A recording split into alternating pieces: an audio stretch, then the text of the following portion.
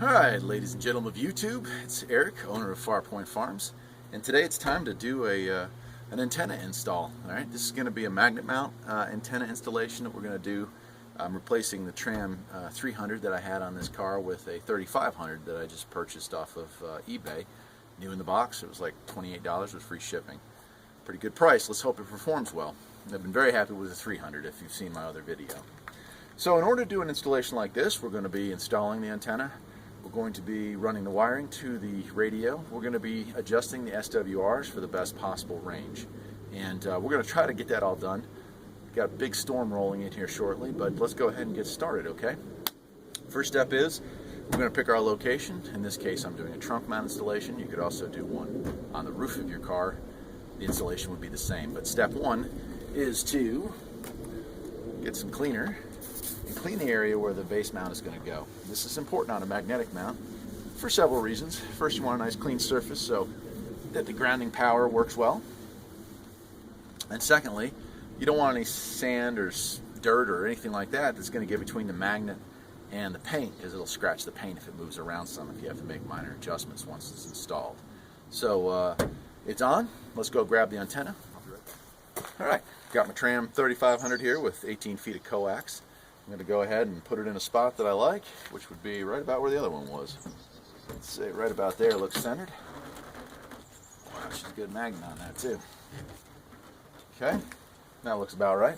Now for me, I'm going to be going in through the trunk, so we have to run our cable through. I'll go ahead and undo this connector here. Get this cable stretched out. I'm going to run this underneath the carpet. I'll show you on the passenger side how I did that, but you know, every car is going to be a little different, so don't take this as gospel. Hopefully you won't run into too many problems. Now a roof magnetic mount, you've got to run it through a door. I usually try to pull the rubber seal off the door and run it down through that till it gets to the carpet. But for a trunk mount, we're just going to be running it into the trunk and then along the bottom here. Open up the trunk here, slide the cabling through. Okay, now let's take a look here. I might need to move the radio. Yeah, I'm going to have to move the antenna back just a smidge. Pull that back. We don't want it to hit the roof of the car too hard or bend the antenna. Even that's a little bit much. Maybe just a smidge farther back. Again, now if this wasn't very clean, I could be scratching that paint up pretty good. I think that'll work. Okay, so we've got our antenna cable here. I'll just go ahead and unwind this. Make sure not to get any kinks in that.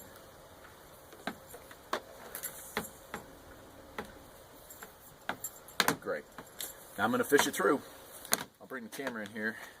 Well, I'll bring the camera over to the passenger side here and you can see how I'm going to route this thing. But again, it's going to be different. All cars are a little different. Okay, so as you can see, or really can't see, I've gone ahead and routed this cable underneath the seat, and I just got it dangling here. Now to get it across here without being too unsightly, most cars, you can just pop this panel out right here, right?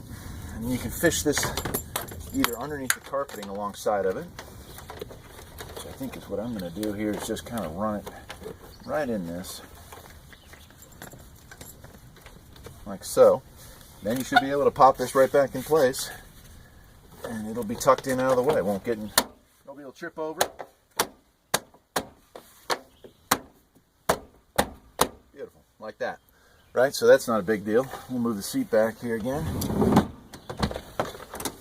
Now, I've taken the glove box out of mine because I have a dash mount for my radio. But for right now, we're actually going to leave it loose because it's time to hook up SWR meter and get a preliminary indication of where our SWRs are.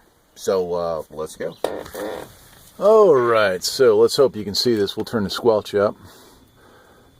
You're going to do your SWR calibrations just like you would any other radio. Now if your radio has a built-in meter, you don't need to have this separately hooked up, but mine doesn't. So we're going to go ahead and start the calibration, and that's first on channel 1.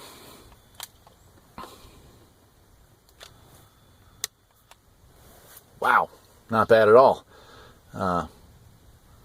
That's 1-to-1. That's incredible considering I've made no adjustments. Alright, we'll move it to channel 40.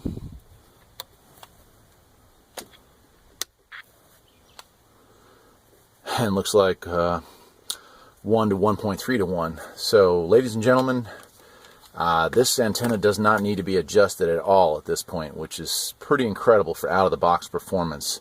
I'm going to go ahead and use the Allen key that's provided with this radio and tighten down the set screws in the position that the radio is in. So give me 1 second here.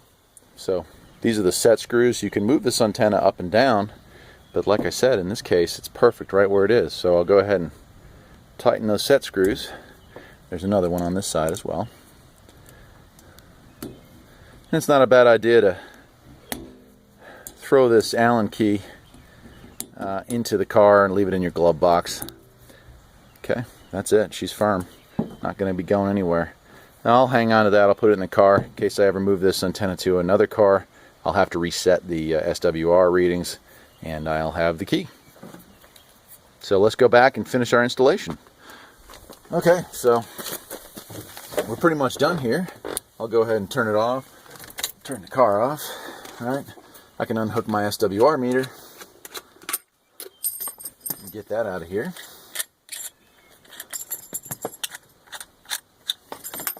And then it's just a matter of doing my final snaking of the wire. In this case, I'm going to be bringing it up behind the glove box here, right? And I'll be feeding it up through the back here, which is easier said than done. I'll have to get to the other side of this, so I'll pause the camera. I'm going to feed the wire out of here, hook it to my radio, slide the radio back in the slot, and then this installation is done. Part 2 of this video, we'll do a range report. I'll do a antenna range report on this. So that was it. Installing, I'll show you this next piece, and that's it. Installing the Tram 3500 CB antenna. Okay, so of course, as I'm finishing up the installation, it started raining pretty good here, so we'll wrap this up. But here it is, back in the dash. Let me see if I can get it over there, and we'll turn it on. And heard some traffic coming. Yeah.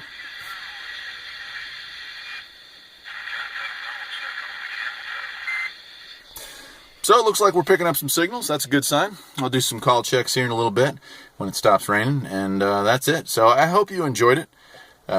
This is the Tram 3500 CB antenna installation and SWR adjust, even though it didn't need to be adjusted. Got to give it an A+ for that one. And tomorrow I'll be doing the range report video. Probably have that uploaded here within a week. I'm going to make it a separate video from this, since this is kind of an installation and not so much a review. And I'll let you know. It'll be a review and a range report. So stay tuned for part 2. I'm Eric, owner of Farpoint Farms. Hope you enjoyed this video. If you did, please subscribe and let me know if there's any other videos you'd like to see. Take care.